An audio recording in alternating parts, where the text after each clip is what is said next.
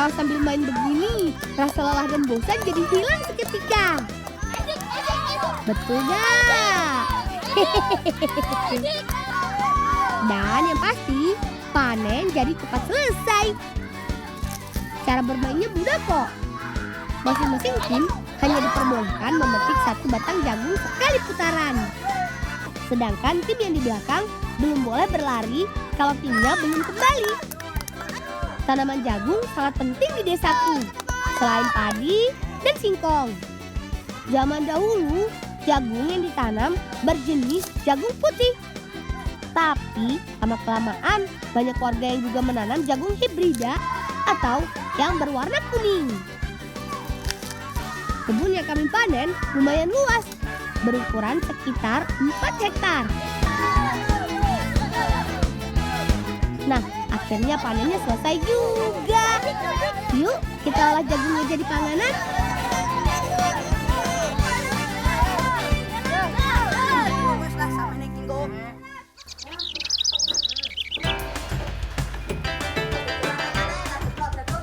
Bibi akan membuatkan bekal makanan untuk kami bawa menjaga kebun. Semua jagung harus dikupas dan dipisahkan dengan batangnya. Karena jagung-jagung ini sudah dibiarkan mengering di batangnya, kami tidak perlu menjemur kembali. Begini cara kami merontokkan biji jagung dengan memakai alat tradisional dari kayu yang bagian ujungnya dipasang paku. Tinggal gosok batang jagung di batang kayu seperti menyerut es. Dan semua butiran jagungnya langsung terlepas. Hehehe. Nah, tugas Mehmet menghaluskan jagung-jagungnya dengan cara ditumbuk. Perlu tenaga lebih untuk menumbuk jagung yang keras. Tugas Dika menyiapkan daun pisang untuk jadi pembungkus makanan bekalnya.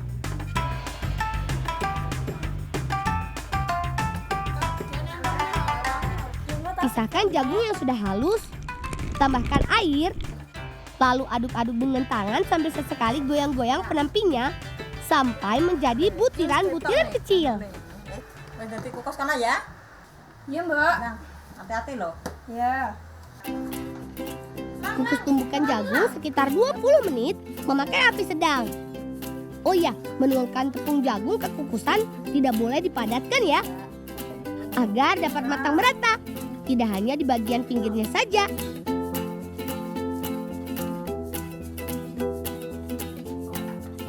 Angkat kukusan jagung yang sudah matang.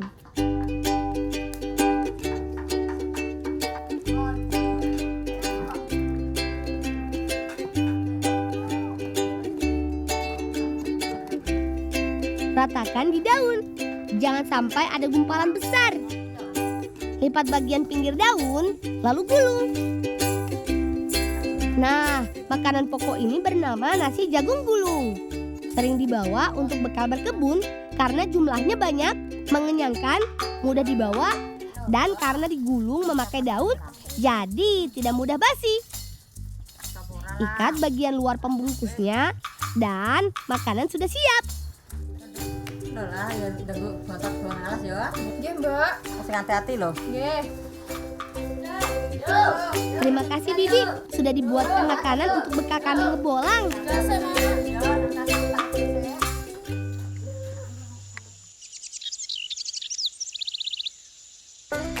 Nasi jagung gulung sudah siap. Tinggal kita cari tambahan untuk lauknya. Kebetulan di perjalanan kami menuju kebun, kami bertemu dengan teman-teman yang lain untuk mencari jamur hutan. Jamur hutan yang ada di desa kami bernama jamur barat. Cukup spesial dan sering menjadi buruan karena jamur ini hanya tumbuh 1 bulan dalam setahun. Di musim angin barat sekitar bulan Januari atau Februari. Banyak kan jamurnya? Jangan sampai terinjak atau rusak karena bagian pinggir jamurnya sangat rapuh. Cabut jamur sampai bagian akarnya terangkat. Karena bagian batang dan akar ketika dimasak menjadi cukup kenyal mirip seperti daging. Ukuran jamurnya juga bermacam-macam, mulai yang besar sampai yang kecil. jamur yang sudah tumbuh dan mengembang harus segera dipanen. Karena umurnya nggak tahan lama dan cepat rusak.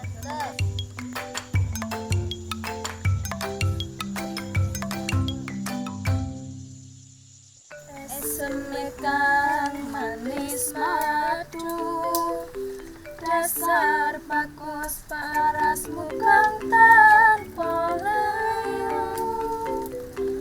Lah penamen mbak lakune. Ya, kanggo ngibur kowe-kowe wi apa? Lah yo. Lah. Ini dia gubuk tempat menjaga kebun jagung milik kami. Kami biasa menjaga kebun ketika hampir panen tiba, biar hama tidak menghabiskan hasil kebun.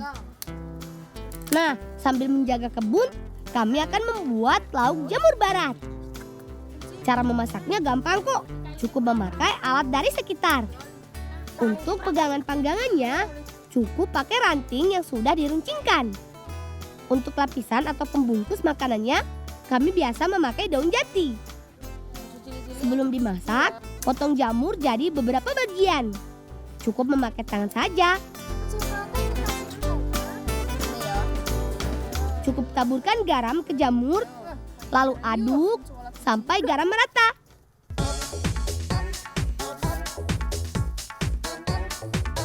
Bungkus jamur dengan daun jati, lalu tusuk dengan kayu yang sudah disiapkan.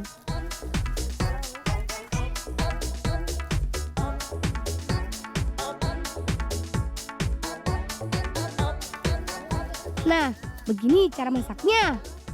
Panggang langsung jamur yang sudah dibungkus sambil tetap jaga jarak daun dengan bara apinya biar daunnya nggak terbakar dan gosong. Unik kan? Cara memanggang seperti ini sudah dilakukan dari zaman kakek nenek kami. Dan cepat kilo segone tak cepak nih. Ayo digorono. Ayo. Coba mati tenanan. Tidak perlu waktu yang lama, jamur sudah bisa kita santap. Ditemani nasi jagung gulung, makanan yang dibuat dengan cara sederhana pun jadi sangat menggugah selera. Rasanya tak diragukan lagi deh. Jamur hutan memiliki rasa yang lebih nikmat daripada jamur yang dibudidaya. Rasa gurihnya sangat terasa. Tak perlu menambahkan air. Jamur yang sudah diberi garam dan dibakar akan mengeluarkan sedikit air. Kalau sudah kenyang, jangan sampai mengantuk dan tertidur ya. Nanti hasil kebun kita bisa dihabiskan babi hutan. Hehehe.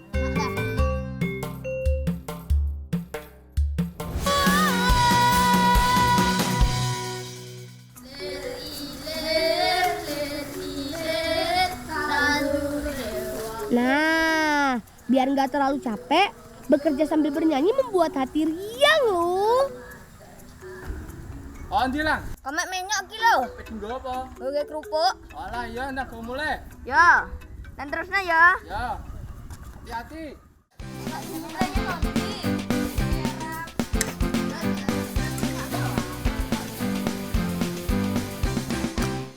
Yuk, langsung kita buat kerupuknya. Potong-potong batang singkong, lalu kupas dan bersihkan. Kang Bolang. Ayo SMS diloncake gorene ya. Nggih.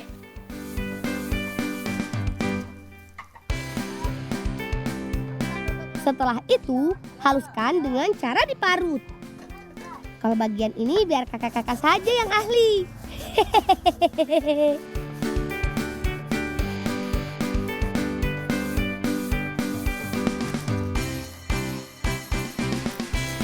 Nah, giliran Mamat beraksi. Ternyata perlu bantuan Yaya juga. Hehehe. Kupas terus, Mat, sampai ketemu bagian tengah batang pisangnya.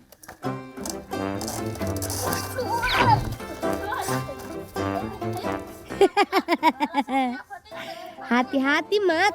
Potong bagian tengah batang pisang kira-kira 40 cm. Biar makin menarik, tambahkan pewarna alami, lalu aduk deh sampai rata. Kang Bolang. Kae godhonge dijikuki. Nggih. Panaskan daun pisang supaya lentur dan gak mudah sobek. Caranya bisa dipanggang atau dijemur. Kalau sudah, bungkus deh adonan singkongnya dengan daun pisang.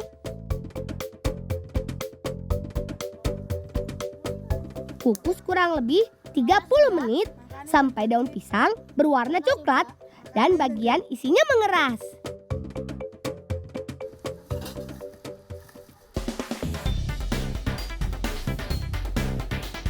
Eits, makanannya belum jadi. Adonan ini harus kami pipihkan dengan batang pisang. Karena permukaan batangnya halus, adonan tidak mudah menempel. Nah, kalau kita kerjakan beramai-ramai, jadi lebih cepat. Jemur adonan sampai kering. Ya, kira-kira 2 hari kalau matahari bersinar terik. Oh iya, hampir semua warga di desa kami bisa membuat kerupuk menyuk loh. Karena kerupuk ini wajib ada di berbagai acara adat. Goreng deh kerupuknya. Hati-hati menggorengnya. Jangan pakai minyak yang terlalu panas ya. Sebab kerupuk menyuk tipis, takut cepat gosong nanti. Nah, ini dia kerupuk menyuknya. Asik. Sebelum dibawa untuk acara adat, kami boleh mencicipinya. Rasanya, gurih, renyah, dan ada sedikit manis dari singkongnya. Mantap!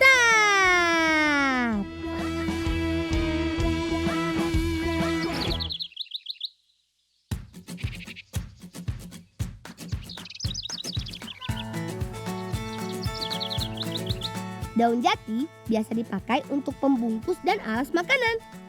Jadi, pilih yang ukuran besar, utuh, atau tidak ada yang berlubang. Maklum, musuh utama daun jati si ulat daun yang sangat suka memakan daun sampai berlubang. Oh ya, daun jati kan sangat tinggi. Nah, biar gampang mengambilnya, kami sengaja memilih tanaman yang berusia di bawah 9 tahun. Karena pohonnya gak terlalu tinggi. Ya, Mbak, gedungnya. Kok elek, Mat? Suwek kabeh nih. Iya, mbak wis munggah medun entuk iya sak menuhi elek-elek pisan. Mat, golek godhong kok ngono. Sing ngene iki lho, sing bener ki. Mat, ayo melok aku.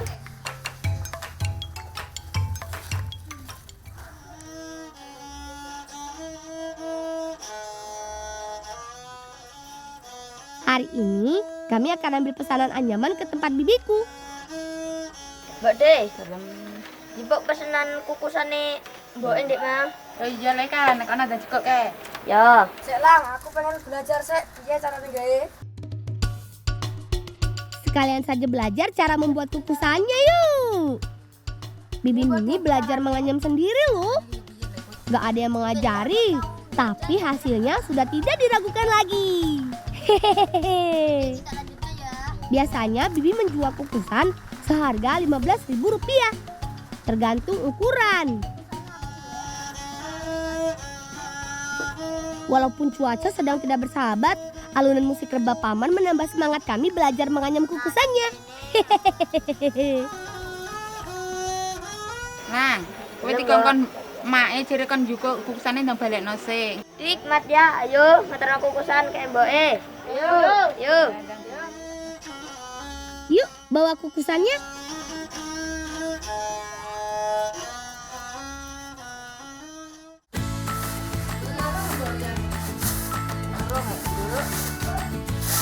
Kukusan ini akan kami gunakan untuk membuat kue tradisional khas Samin. Namanya kue horok-horok. Bahan utamanya beras ketan.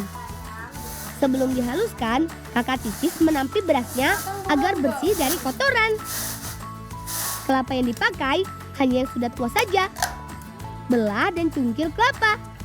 Hati-hati, jangan sampai kena tangan ya, Mat. Ayo ya, parut semua kelapanya sampai habis.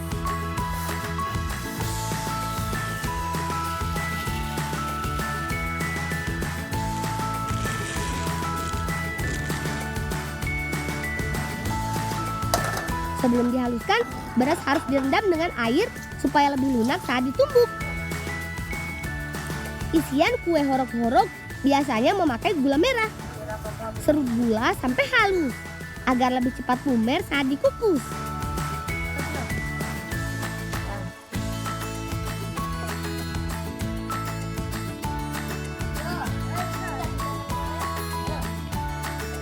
Beras yang sudah ditumbuk masih harus ditampi untuk memisahkan bagian kasar dan halus. Kalau masih ada yang kasar, harus ditumbuk lagi. Buat bulat-bulat tepung supaya cepat matang saat dikukus. Masak adonan sampai setengah matang.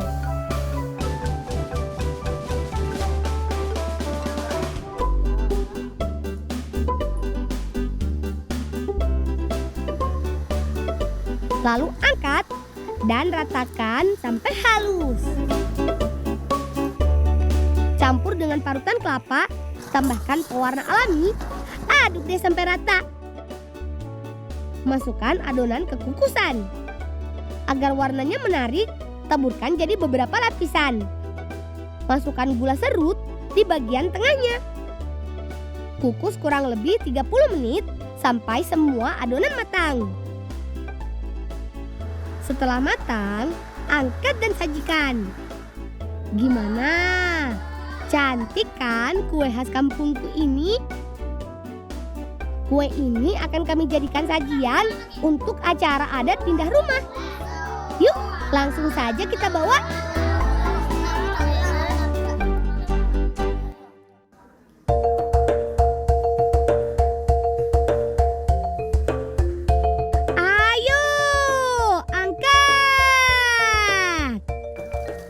Ini salah satu tradisi unik yang masih dilakukan di kampungku. Yaps, pindah rumah. Bukan hanya isi rumahnya yang dipindah, tetapi sama rumah-rumahnya diangkat semua. Biar nggak terlalu berat, semua bagian rumah harus dilepas. Mulai dari pintu, jendela, sampai atap rumah. Hanya tersisa rangka utamanya saja. Adat pindah rumah tradisi turun-temurun sejak zaman nenek moyang dulu. Biasa dilakukan ketika anak pemilik rumah sudah beranjak dewasa dan menikah. Bagian rumah yang bisa dilepas akan dipindah ke tempat baru yang diinginkan. Jangan lupa kerupuk menyok dan horok-horok yang kami buat tadi. Wajib ada nih dalam acara adat angkat rumah ini. Ayo kabeh leren sik ngombe-ngombe. Nah, ini juga kebiasaan unik di kampungku. Sebagian besar warga meminum air langsung dari kendi tanah liat tanpa memakai gelas. Tradisi ini dinamakan menjunjung tinggi tanah air, yang artinya mengangkat kendi yang terbuat dari tanah yang berisi air. Langsung saja santap makanannya. Makan beramai-ramai seperti ini jadi tambah nikmat. Bahkan bisa menambah nafsu makan. Nah, kalau sudah makan, pasti semua bahagia. Tuh kan, tidak ada yang sedih. Sekian dulu ya petualangan dari Desa Samin. Tetap cintai budaya kita. Salam ngebolang, bocah petualang.